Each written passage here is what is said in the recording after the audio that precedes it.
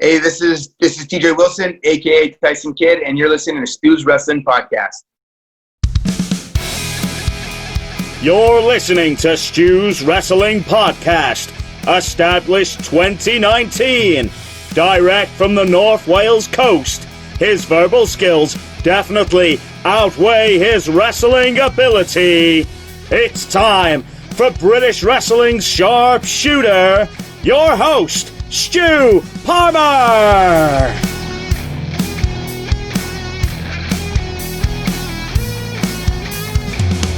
Warm welcome to episode 41 of Stu's Wrestling Podcast. My guest this week, we are back in the UK, and it's World Pro Wrestling owner, founder, Matt Jarrett. Matt has been around the business for many years, since 1996 when he started wrestling, and you'll hear all about that in this show. Great career.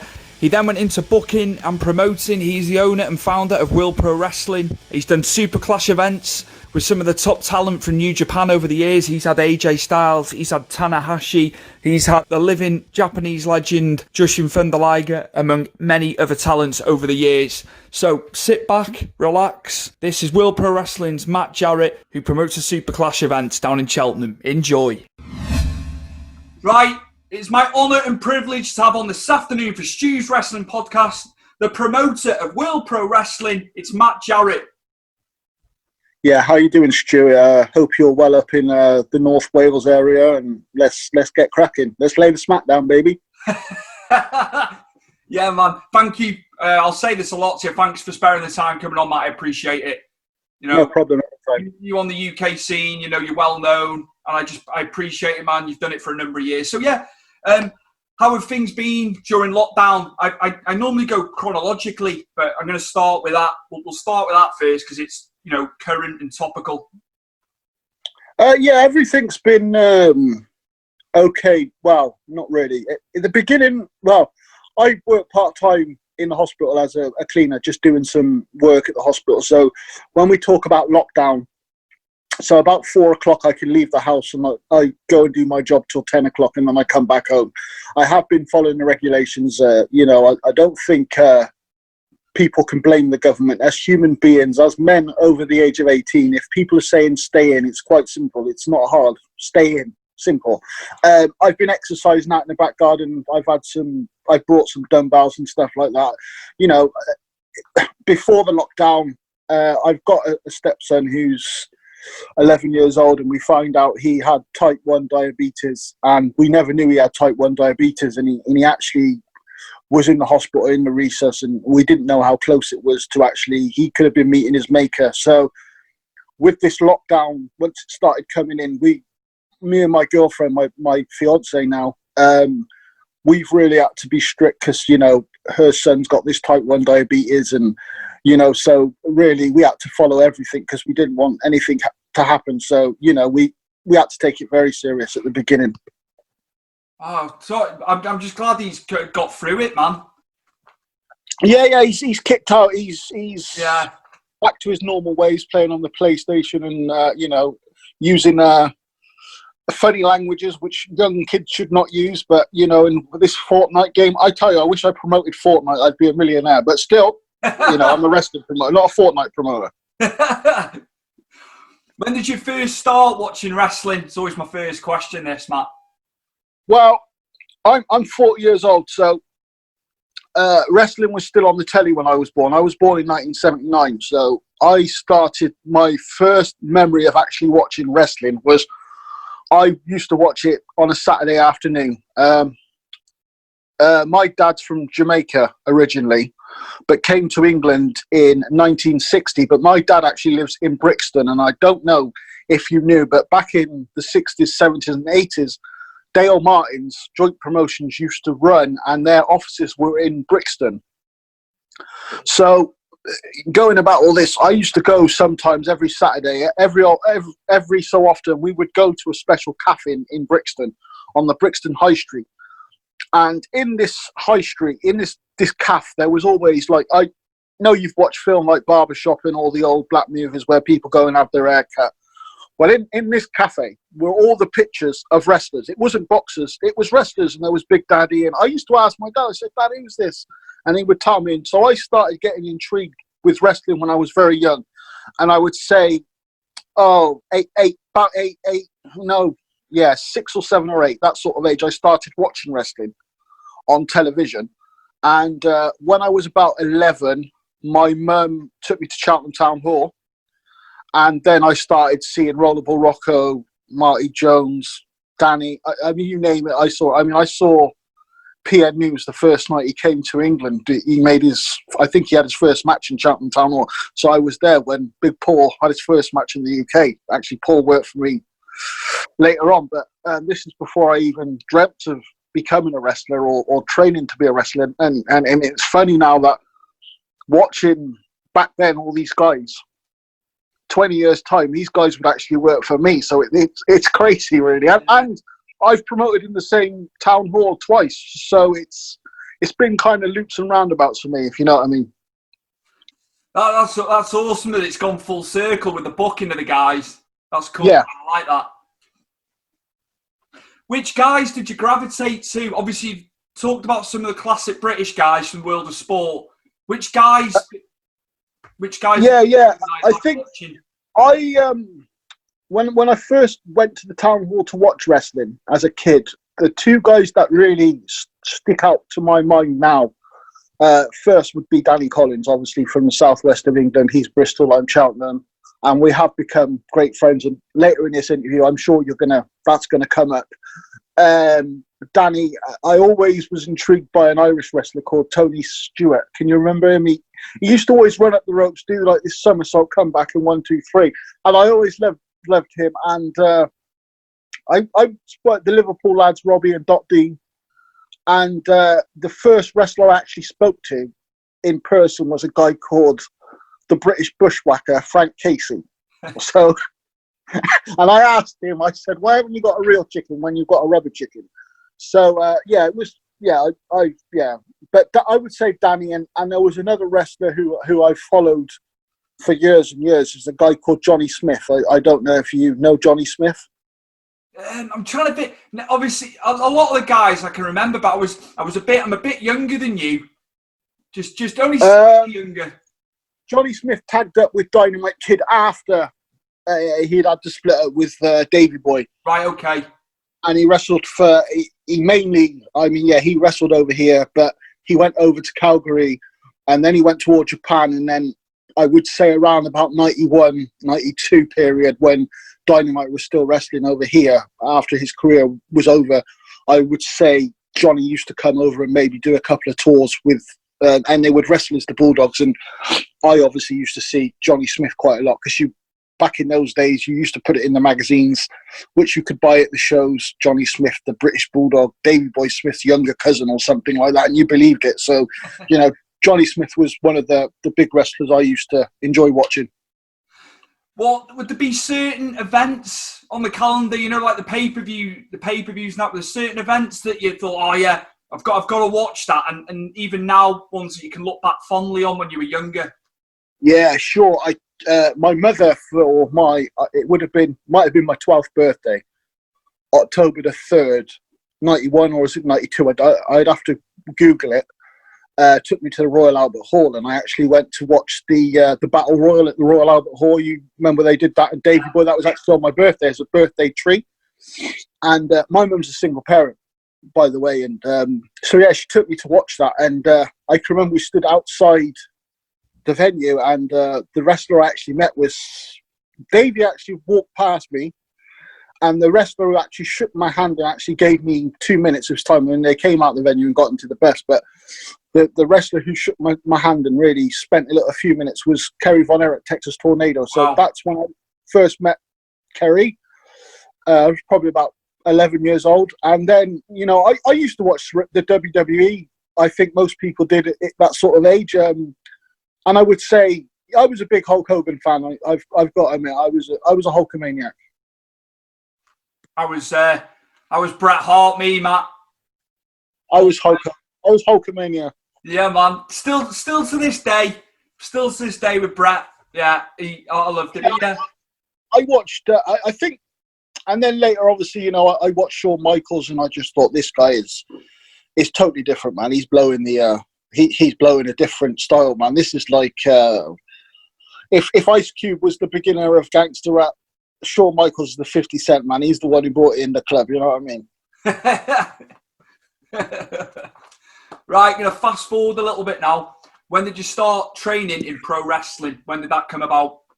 Well, I actually started training to be a professional wrestler at probably the age of 16 and a half. And to cut a short story, to cut a long story, I was getting into a lot of trouble with the police. I had been expelled, and basically I had really only one path, and it was going to be going to prison. I regret what I did, but unfortunately I was an angry young man at the time.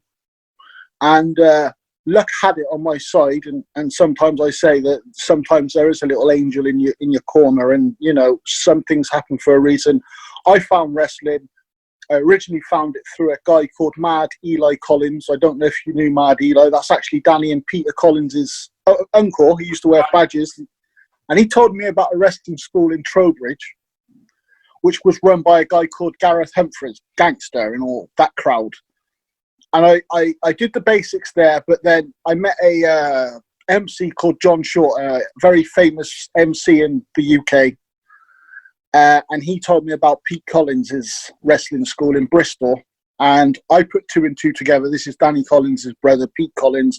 And I thought, if I'm going to have a good crack at this wrestling thing, I think I need to go and find someone who's really knows his stuff. And I went then and trained with Pete Collins for, I'd say, about 5 months. And then, you know, you really learn your stuff from Pete. Pete was a marvellous trainer. Which guys were down there with you training at the time, Matt? Who was in there with you? Yeah, there was a guy called James Baker. I don't know if you know James. There was a guy called Steve Michaels. There was a guy called Rob Wright. There was a guy called the Mean Biker. There was a guy called, there were the two brothers, the Noble Brothers. And also there was the Romper Stomper, who was like a National Front guy. And there was also a guy called Ian Diamond. They were the main characters that I trained with down there. Quite an array of gimmicks there. Yeah. That's cool. Right, I suppose the next question should be, when was your first match? Now, this time frame is so different from person to person, so it'd be interesting to see when you had your first match. Well, I'll say this. There was a guy, I went to the Colston Hall, Bristol, and I actually met a guy called Bad News Dougie Allen. And he was, yeah, he's, bless him, he's dead now anyway, but he used to run a small little show in Bristol, and I just did a rumble. Never had no experience, and I did a rumble. So technically speaking, I did a rumble for him. Then I did a couple of shows for Eli. I did 2 or 3 shows for Eli, and then I started with Pete. But when I taught my professional debut, as in, you know, I do believe, you know, you wrestle at these little venues, but I class as my professional debut when I started making a living out of this thing. I was lucky because Pete obviously had all the contacts, you know, being in the business as long as Pete and Danny had been. So I made my professional debut for a guy called Scott Conway. At the time, Scott had all the Haven holiday camps. So probably about 17 and a bit, I started working then full-time for Scott Conway. And that's really when it all started for me. Who did you look up to when you were starting out? What, wrestlers as in wrestlers I liked their work style and stuff like that? Yeah, just guys that like you were in and around in your early start, like when you were in the early part of your career. Yeah, I would always say Danny. I've always looked up to Danny. I didn't know Danny then, but I've always looked up to Danny. But guys I used to watch when I would obviously be at the shows myself and wrestling, and these guys would be there wrestling. A guy I used to tag up with quite a lot was a guy called Big John Prater. Justin Starr was another guy. He was always tremendous. A guy called Jace the Ace. I used to have to wrestle him a lot. Scott Conway, I actually used to wrestle Scott Conway more than anyone else. I swear to God, I've took more elbows off that man than elbows he could deliver. I've had loads of elbows off him. And then, you know, you sort of move on, and then, you know, I was luckily I did a lot of shows at one time with Johnny Kidd, and Blondie Barrett. So, you know, I'd look up to watch their way of styles, but, you know, I sort of adapted it and did my own style, if you know what I mean. That's cool. That's cool. I like that. I like that answer. Which guys provided you with like the toughest test in the ring, would you say? The toughest test, I would say, Jace the Ace. And I'll say this why, is Jace could go 110% every night, 2 days a week, 2 nights, because then you used to do an afternoon show and a nighttime show. And if you're on with Jace, you have to go 100%. And if you just started in this business and you're a bit unfit, that's not nice. So it would be hard. I mean, he was never nasty to anyone, never nasty to me, never took advantage of anyone in the ring. But he was the bee's knees at the time, I would say. I'm going to scoot forward a bit now. So I'm going to come away from your wrestling career, you actually wrestling, and you began promoting in 2006. How hard was that initially, starting out as a promoter then? Well, what happened was I took a bit of a break from wrestling, and I got into security, and I was doing security, and I actually wanted to do a bit of rapping as well, but I was never too good at that. So basically, I was with a girl. I started dating this girl, and this girl said I was thick because I had dyslexia, and took the mick out of me because I couldn't read and write. And I spoke to a friend of mine, and I said, look, I would really like to teach these people that say I'm thick and stupid and stuff like that. I'm going to teach them. I'm going to show them what I'm made of. And he said, well, why don't you go to the Prince's Trust? And I said, what do they do? And he said, they help people set businesses up. I said, what sort of business am I going to run? I had no idea.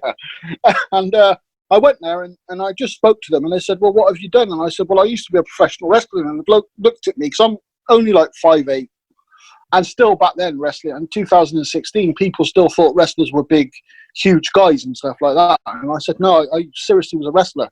And he said, if you can prove that to me, he said, I will help you set a wrestling promotion up. And I said, okay, I'll come back next week. And I went with videos, posters, pictures and stuff like that. He said, I think you were a wrestler, actually. And that's how it all started. And I promoted my first show at GL1 Gloucester Leisure Centre. And it was just after the floods, if you can remember, the floods of Gloucester, when we had those real bad floods. Yeah. It was September. Yeah. And the main event actually was James Ty versus Keith Myatt. Which events in the early times of promoting helped you the most? What got your name out there? What got the promotion out there a little bit? Well, the first show I ever promoted was an absolute disaster. I had no clue how to run a wrestling show, so the first show was an absolute disaster. The second show I ran, I actually got in contact with John Fremantle, who runs Premier Promotions, who's obviously been running shows for years and years. And I asked him for a bit of advice. Would he take me under his wing and teach me how to promote? And he said, yeah, of course I will. He said, you need a good main event, Matt. And I said, yeah, I need a good main event. I said, what do you think? And he said, well, what about Robbie Brookside? And I said, I hadn't spoke to Robbie for years. And I hadn't. And he said, well, I'll call Robbie. And Robbie said, yeah, he would do it. So I did this show on a real small budget. I basically had the old style wrestling posters, like with the names on. And I went to BBC Radio and I said, do you know something? I said, there's a guy coming from WCW. His name is Robbie Brookside. I said, he was on the Super J Cup. I said, he's only here for a week. And I said, he's coming to Gloucester. And they said, really? I said, yeah. I said, serious? And they said, we'll get him in. And he came and did an interview for Gloucester Radio Live. And the place was sold out. That was the one that put me on the map. Yeah, that's amazing. Good taking it to the BBC. Good thinking, that, Matt. Yeah, brilliant.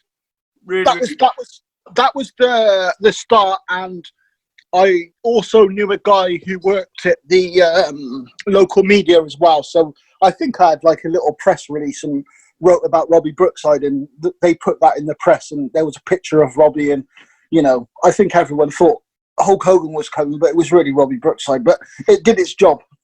Obviously, I've looked through, I've done a bit of research, you've sent me stuff. You've had a lot of big names through your promotions, haven't you? Yeah. Tell us some of the guys you've had, like let the listeners and viewers know who you've had, because you've had some big names, man. Yeah, I mean, on the British side, I've had Robbie, I've had Danny, I've had Drew McDonald, Drew sadly had his last match with me and then sadly passed away a couple of months after. Well, about a year after. I've had Johnny Saint, I've had Johnny Kidd, I've had Blondie, I've had, well, you name any of the top British guys, I've had them work for me. Dave Taylor.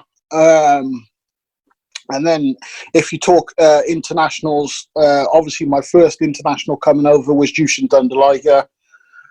If you talk about the 10 pounds of gold, the NWA champion, well, Ricky Knight's a great promoter and I've got a lot of respect for Ricky. And Ricky's actually worked for me and helped me quite a lot. But, you know, I brought Satoshi Kojima to the UK in 2014 and he was NWA champion and he fought Rampage Brown. So a lot of people forget that.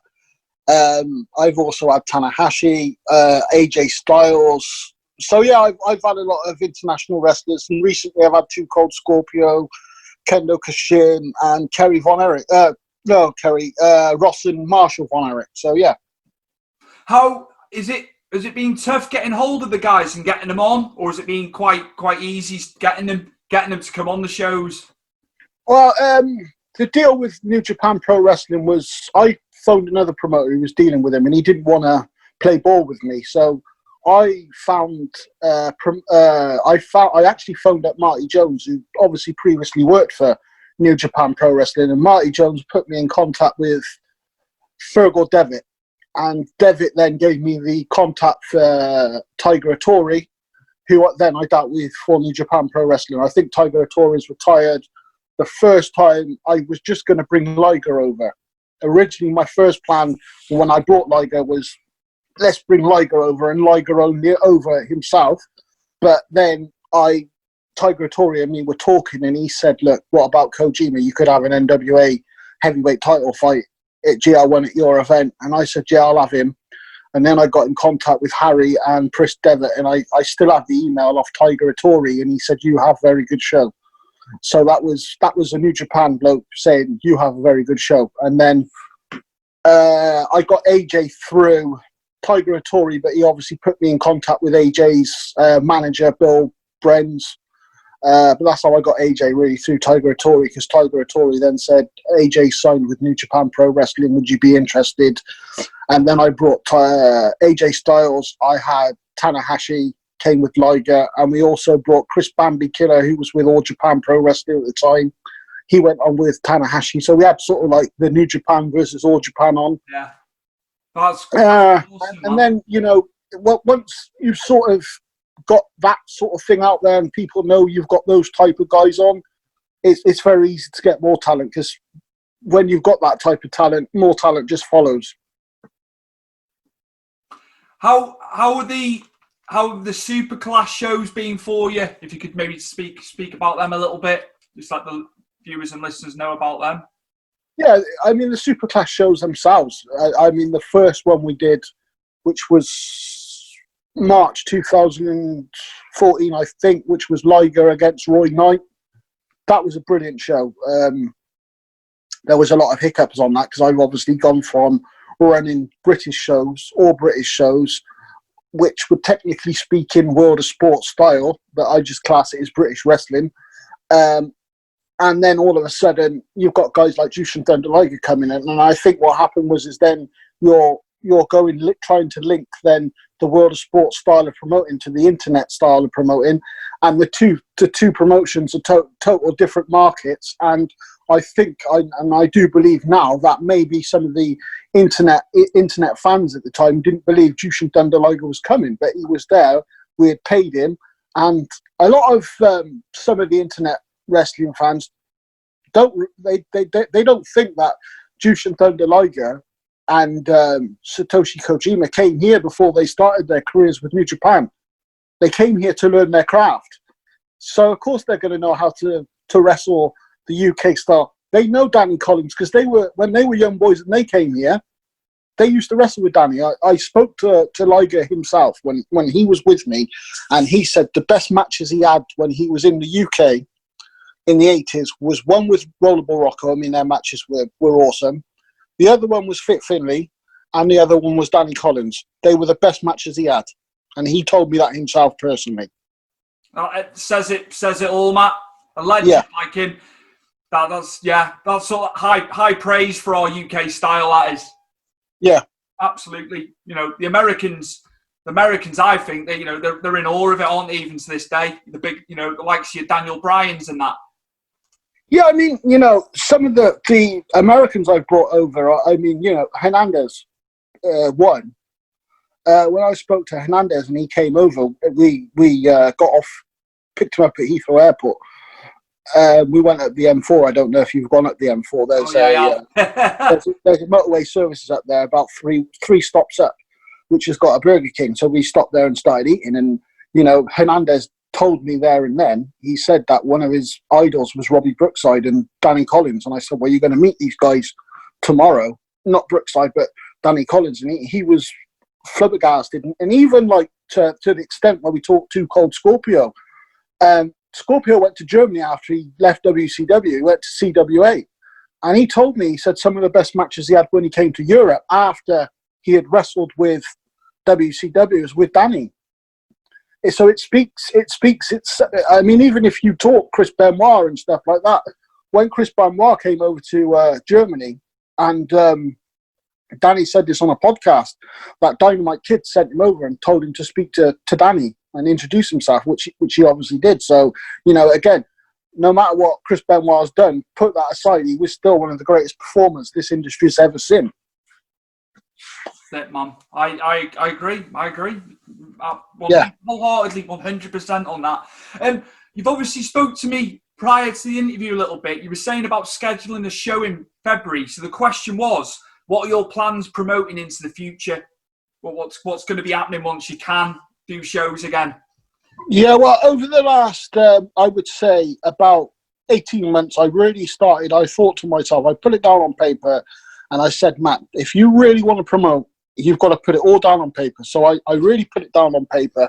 The product I want to produce now is, I believe, is a product that I believe people want to see. Professional wrestling, hard-hitting professional wrestling. I'm not saying, and people get that twisted when I say that, I am not saying in any sense that I don't think a wrestler like Will Ospreay is any good. Will Ospreay is probably one of the greatest wrestlers at the moment wrestling. Myself personally, as a promoter, I don't like to promote that style of wrestling. That's my opinion. I don't know the guy Will Ospreay, so and don't say that I'm on Twitter saying, Will, I don't like you because I don't know the guy. So how can I not like someone I don't know? I just don't like that style of flip-flopping and, loads of high spots. I just don't like that. I prefer still the old style of wrestling. So I'm putting my product together, that I'm putting an old style, traditional wrestling show together with the international names on. And that's how I want to promote my professional wrestling shows. Cool. That's cool, man. Which guys would you like to get on shows that you haven't had already? Oh, there's lots of guys. I don't really want to say that on podcast because, 5 other promoters might start having a good idea. There's a couple of guys in Japan that I've really looked at. I'm good friends with a guy called Minoru Tanaka. Now, I'll confirm I am bringing him over when the lockdown eases. I am definitely going to bring him over. So that is one guy that I've spoke to, and he's really up for it. I've obviously spoke to Kendo Kashin over the last couple of days. I've texted him to see if he's all right, because obviously he's just been let go by the WWE. And I said, look, if there's anything I can do, if I can give you some work over in the UK, would you be interested? Yeah. So I would definitely bring him. Too Cold Scorpio, and then there's a couple of guys in the United States which I've become pretty friendly with over the last 4 months, who I really want to bring over. That's cool, man. Thanks for sharing that as well. Obviously you didn't have to say, so I appreciate you saying who you're going for, and that's cool. Be good for the fans when you put that show together. Absolutely. In world terms, which guys do you think have a big future in the business as a whole, like worldwide? When you say that, I mean, it's with what's going on now, the COVID-19, and we can't say it's not happening, because it is happening, and it is changing the industry which we are in. to be honest with you, I don't watch a lot of wrestling. I don't put WWE on. I don't. I have caught a little bit of AEW because, you know, it's on ITV and stuff like that. And I'm pretty. Their product's pretty good. I give AEW. They are running a pretty good product at the moment. Wrestling terms, I would say they're better than the WWE product at the moment. That's my own option. So after this interview and it goes live, we're probably going to get loads of WWE fans calling me something called WWE Lives Matter. That's what they're going to say to me. But New Japan, again, at the moment, when you talk professional wrestling companies, I would still say New Japan are the best professional wrestling company worldwide at the moment. And I would say anyone who is going through that dojo, the New Japan dojo at the moment, they'll be the ones to watch. That's cool. I love AEW, Matt. Love it. Big fan of Adam Page. I think Chris Jericho is doing a lot of things which I don't think WWE let Chris Jericho do. Oh, no, of course. Yeah. Yeah. You're not stipulated by a producer backstage, for one. Precisely. Free reign on your promos, and you know it's more realistic, isn't it? You know. Yeah, and Pineapple Pete. What's that? Sorry. And Pineapple Pete, Shug, Black Shug. He's now, and he wrestled for me. So Pineapple Pete, I'm kind of a fan of Pineapple Pete. He's worked a lot. He's worked a lot over here, hasn't he? I've noticed. Yeah. He's a nice guy. I mean, you could, and I like the product as well as Major League Wrestling. Brilliant. I do like the product. So yeah, I mean, I think if he could get himself sorted, and he's a good friend of mine, and I don't think it's always his fault. I just think he gets a bad rap, and also I think he's sometimes in the wrong place at the wrong time, which can happen to anyone. But saying that, there's always two sides to any story.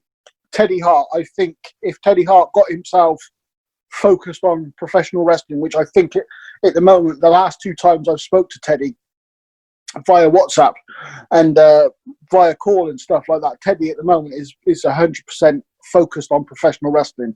So you never know. I mean, Teddy's an awesome wrestler. I've never worked with him personally myself, and I've never promoted him.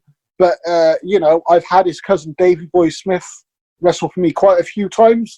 So you never know. Something down the line, me and Teddy might work together, or, you know, but there could be another guy who might, you know, he might come out and show the world that, you know, he might think to himself, this is my time. I can get up there, and I can be after the Owen Hart video on the Dark Side of Wrestling. I think that's again put the Hart family back in the limelight. Absolutely. 100%. Turnbuckle TV is the home of UK Wrestling On Demand, featuring over 40 UK wrestling promotions and other wrestling-related channels. Subscribe today from just $1.99 and start your free 1-month trial now. GTG, often imitated but never duplicated. Kind of broad at the shoulder, narrow at the hip. No other promotion give us any lip. We the best of the best, the beasts of the East. SOS, simply out of sight. GTG. What he said, good times guaranteed. I tell you one guy, obviously, because you watch MLW, you've stated that some of the guys. I'm a big fan of Mance Warner, and it's not particularly for his in-ring style. I'm not really into extreme wrestling myself. It's the promos. It's the promos that hook me in. Love Mance Warner, Matt. Absolutely love the guy. I think he's money. He's money.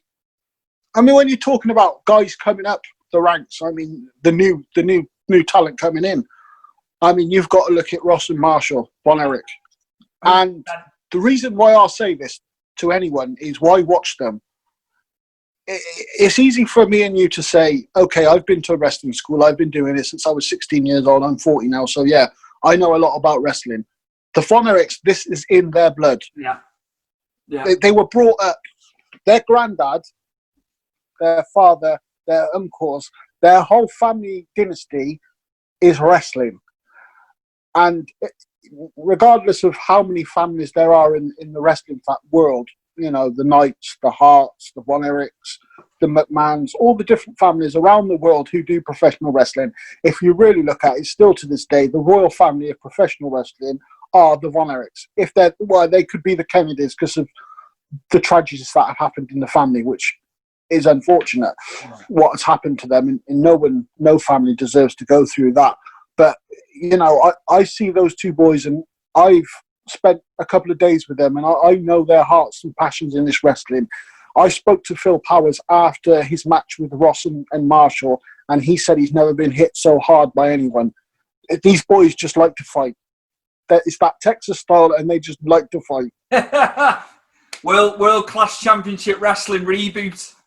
World class fighters. Yeah, incredible, man. Just incredible. Aside from your own promotion, which promotions in the UK do you like seeing? If you get to catch any of it, who'd you rate on the circuit? Which companies in the UK? We'll keep it UK. Well, to be honest with you, if I'm not doing anything with wrestling, I generally switch off from the whole business. Right. Okay. I do. I'm into hip hop, so as you know, so when my days go down and I feel a bit moody, and you know, mental health can happen to anyone, especially with what's going on at the moment. I generally switch off to the world, and I just come upstairs into my man cave and listen to hip hop music, and I just forget about the world. Over the last couple of months, I've been talking quite a lot to Tony Knox, the photographer, the guy you've had on, and I love Tony. Tony is a real great guy, and he helps everyone. If he can help you, he would help you. He's just that type of person.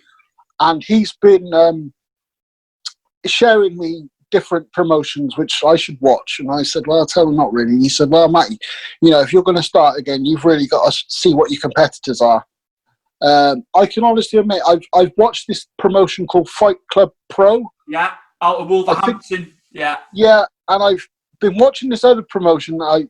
They brought the Lucha Brothers, are they? The guy that does this. Yeah, Phoenix and Pentagon. Yeah. There was a promotion that brought them over for a tournament. I've been watching them.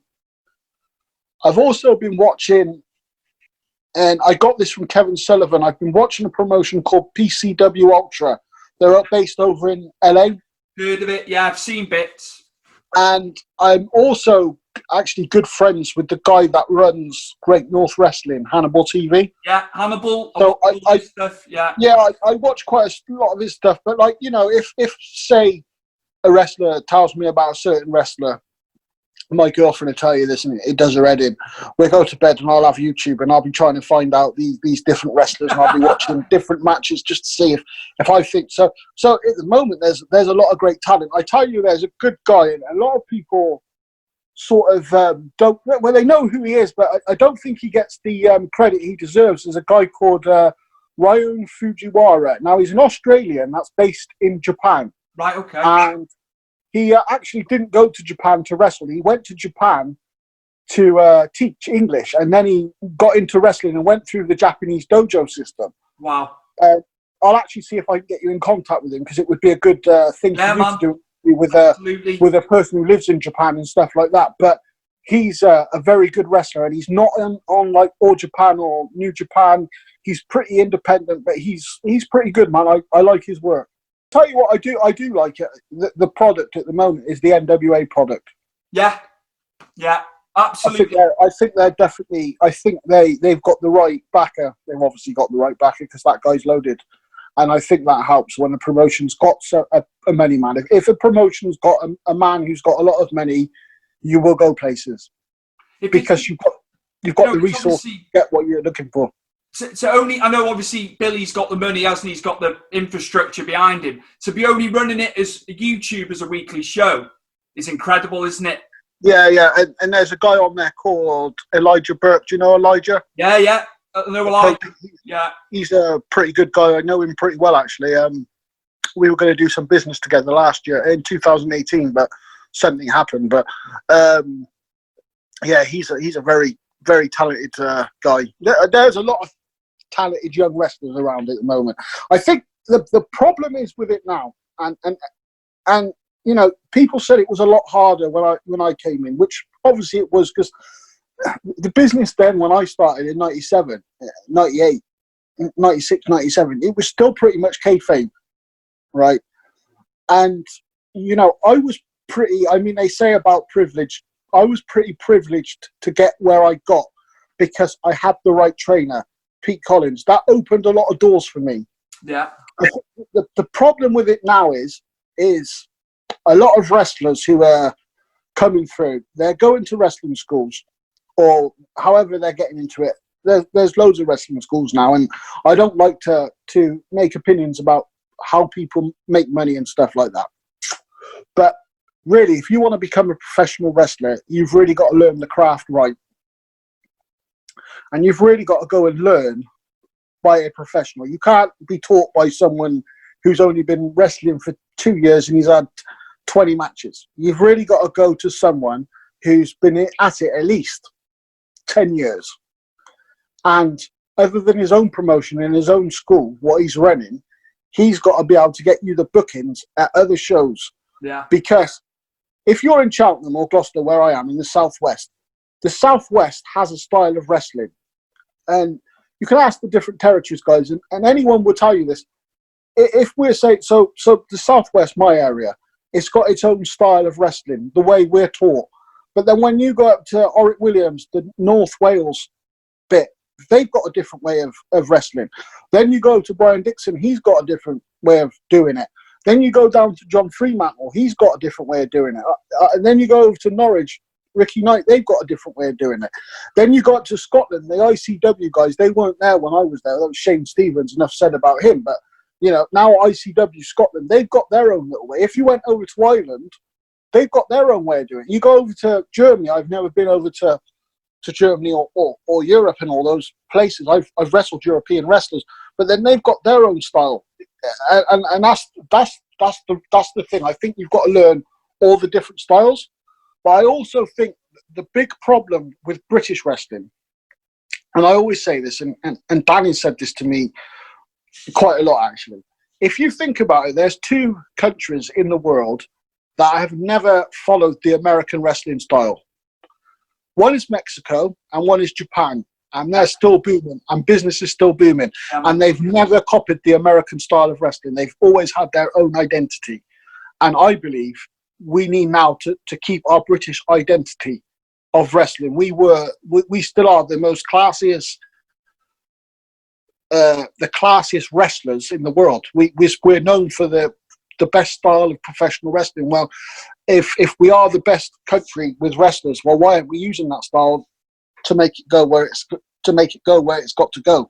Because I tell you what, if I was an investor or something like that, I would rather invest my money into something that I could make the best than put my money somewhere where, all right, if you go to an investor and you ask for, say, I don't know, and I'm just saying this offhand now. So say I came up to you and you're a multi-millionaire and I said to you, hey, Stu, could you lend me, I don't know, £25,000?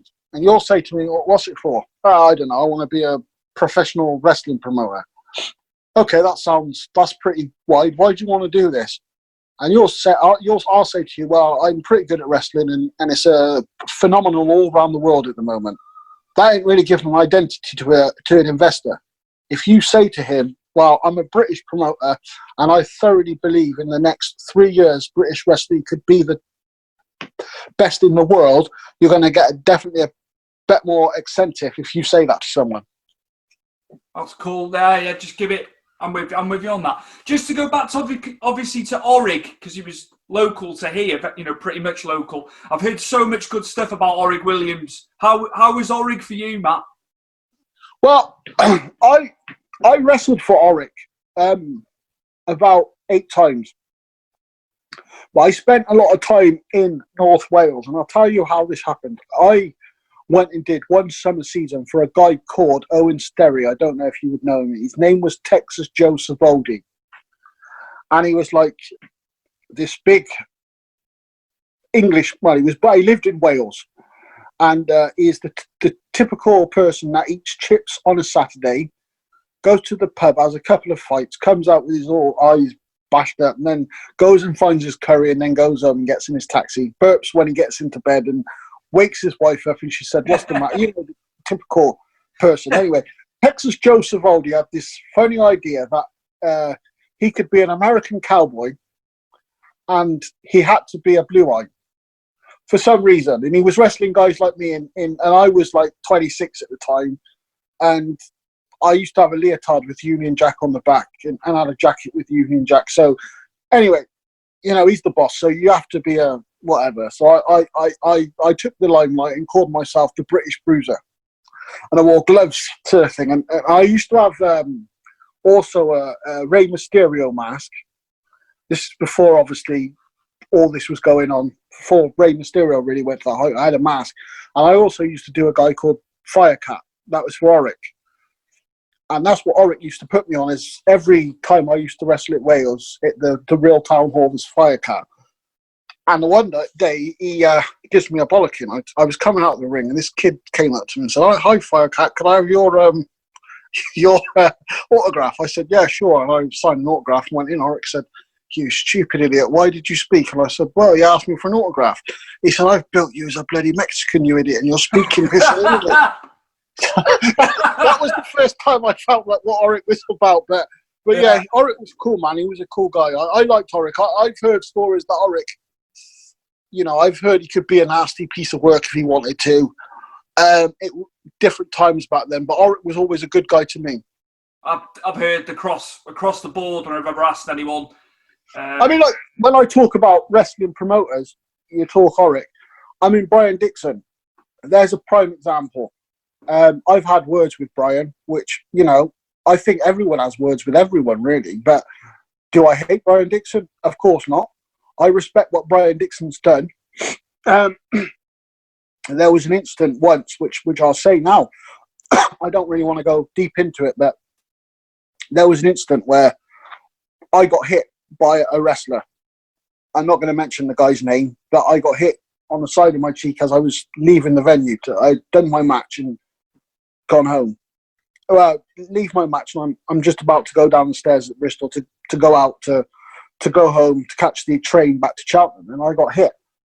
And I got my bag and walked out. And Brian followed me down the stairs, and he spoke to me.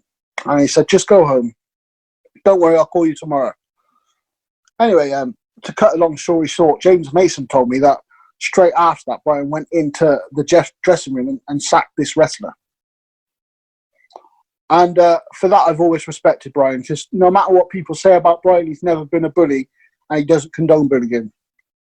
And, you know, I've done a couple of other matches for Brian. When Brian started running the like the Yokozuna tours and all that, I started working for Brian. I didn't want to work for him. I said, "Nah, forget it. I ain't coming back. I don't need that." I said, "Bollocks this wrestling shit." I sorry for swearing, but I said, "Sorry for this wrestling shit. I don't want to do it. I'll do something else." And he calls me about a month later and says, "Oh, Matt, what are you doing tonight?" And I said, "Nothing. Why? What do you want?" He goes, "I got a show in Gloucester." Well, Gloucester's literally the city to me. So I said, "Yeah, okay. What time do I have to be there?" He said 7. I said, "Could I be on could I be on first, please?" And Brian said, "Yeah, sure, you can be on first." I said, "Great." I said, "So I'm going to come at 7:30. I'm going to go through the back. I'm going to go to the changing room. I'm going to do my match. And I'm going home. Can I have my money on the table?" He said, "Yeah." So I gets there, and Brian says to me, "Oh, you're on last." So I'm now pissed off now. I'm steaming. I said, "Great." I said, "Who am I on with?" He said, "You're on with Frank Casey, the British bushwhacker." And I'm thinking, great. Hometown, I'm on with this old guy, bushwhacker. Anyway, so I goes back and I start speaking to Frank Casey, and I'm feeling again, you know, after all this has happened, I'm starting to relax a bit with me and Frank Casey, you know, as you do. And he told me, he said, "Brian's told me everything what's gone on." And he said, Brian really likes you, you know. And I said, "Oh, does he?" I'm thinking, well, is this some sort of rib or not? And believe it or not, Brian then encouraged me for a whole month, and I did a whole load of shows for Brian, and he really encouraged me to continue.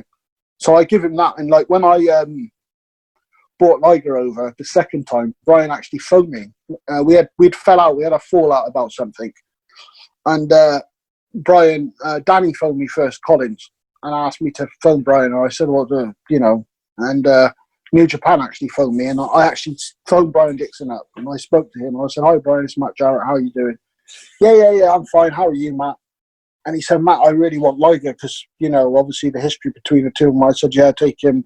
And, he helps promote SuperClash 2, actually. So, everything worked together for the good cause. And actually, when I went bankrupt, which I'm not ashamed of, and a lot of people did heckle me on the internet and all that when I went bankrupt, but actually it was Brian Dixon that actually phoned me up. There was 3 wrestlers, about 4 wrestlers, tell a lie. There was Danny Collins, there was Brian Dixon, who's not a wrestler, he's a promoter, Mal Sanders, and I think another wrestler, I can't remember the guy's name, phoned me up and made sure I was all right. Just, are you all right, Matt? Do you need anything? And, and Brian Dixon said, don't worry about it. It's happened to me many times. He said, the unfortunate thing is the internet's around now, and anyone can find out anything about anyone. You can't hide anything now. No. Everyone's an expert, Matt, but they've never promoted.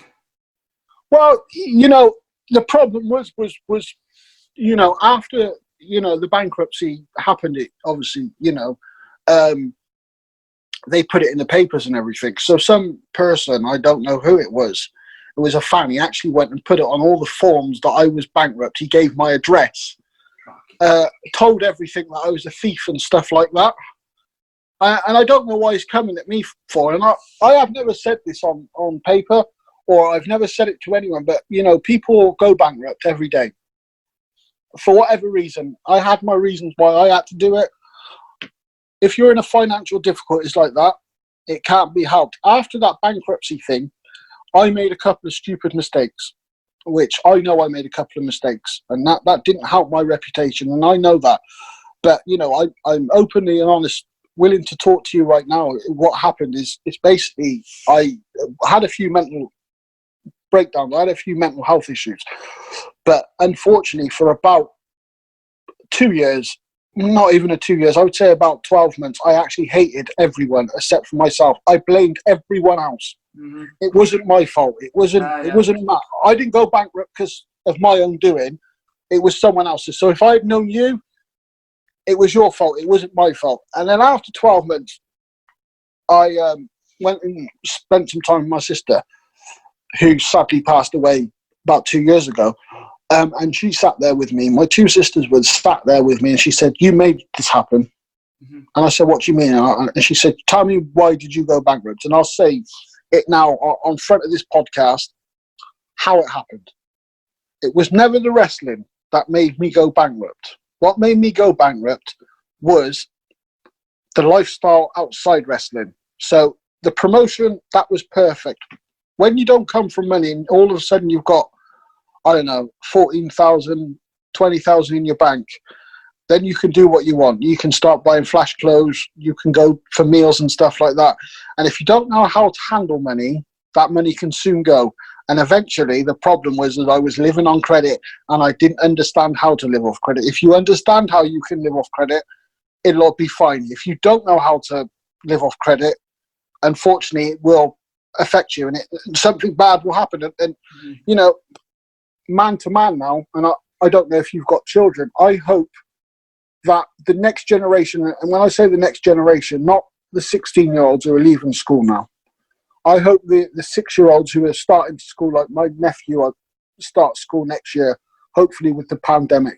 I hope that Parliament eventually will put something in place that by the age of 10 or 11, they need to start learning about how to handle money. Yeah. Forget all this business where, you got to learn about the Roman Empire and Vikings and stuff like that. That's great. But at the end of the day, we need to learn 3 aspects.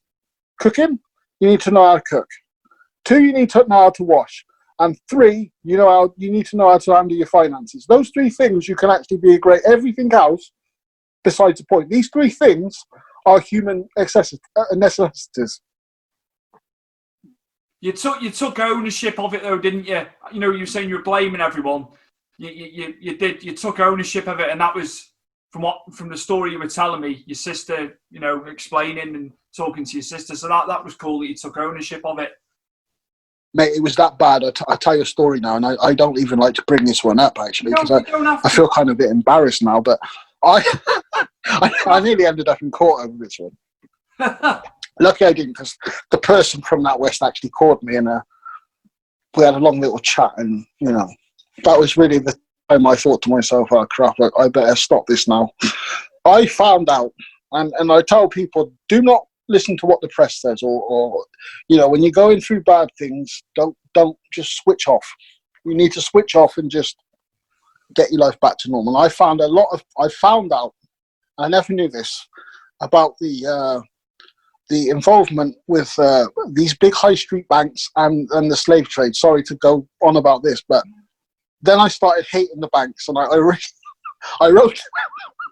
to Matt West, and I said, you owe me money because I was on your plantation. How can you make me bankrupt? It's your fault. And yeah, there was going to be a nasty battle, but luckily, you know, two humans came together and we shook hands. And enough said about that one, because I don't want to go back down that. They've got nice solicitors that are ready to write letters to you. We've had the scoop there from Matt Jarrett. I like that. Yeah. Absolutely. Can you plug your social media, Matt? Obviously, for the promotion and for yourself, obviously, your socials, just for the listeners and viewers. Yeah, sure. I mean, the best social media to get me on at is World Pro Wrestling. That's my Facebook page. That's really where all the information. I have got a Twitter page. I'm not really up to date with Twitter, I'll admit that. I've got Instagram as well. A lot of my Twitter and my Instagrams are all at SuperClash 2017. But the best news to get me on is World Pro Wrestling, and some information for all the fans. We are now, when we start advertising for the next SuperClash, we're going to be doing all the ticket sales via online only. So I'm really stepping up. Over the last 4 months, I've done a couple of courses with like my local business hubs and stuff like that, and I've really found out that doing everything online, marketing properly, really makes your business look top notch. So, you know, yeah, we're going to be doing a hell of a lot online over the next couple of weeks. You're going to start seeing a couple of videos coming through. Yeah, this next SuperClash, I'm really looking forward to it. Actually, I don't want to give away too much, but at the moment, but you could see some surprises happening. That's good stuff, man. That's good stuff. Matt Jarrett, promoter of World Pro Wrestling, thank you very much for coming on Stu's Wrestling Podcast today. Yeah, no problem, Stu. One love. Keep safe. A big thank you to Stephen Ash and Ed Dowling for producing the track. It's Stu's Wrestling Podcast, the theme. So thank you very much for that, lads. Much appreciated. Love it. It fits really well, so cheers. Thanks to you. Big thank you to Mike Angus for the show intro, as always. Superb. Chris Dutton, thank you very much for editing once again. Appreciate it, buddy. And also to Lee, who does my website. Lee puts the stuff up on the website. Without you guys, I'd be screwed. So once again, as always, appreciate everything you do for me and the time you spend doing the things you do for me. It means a lot, guys.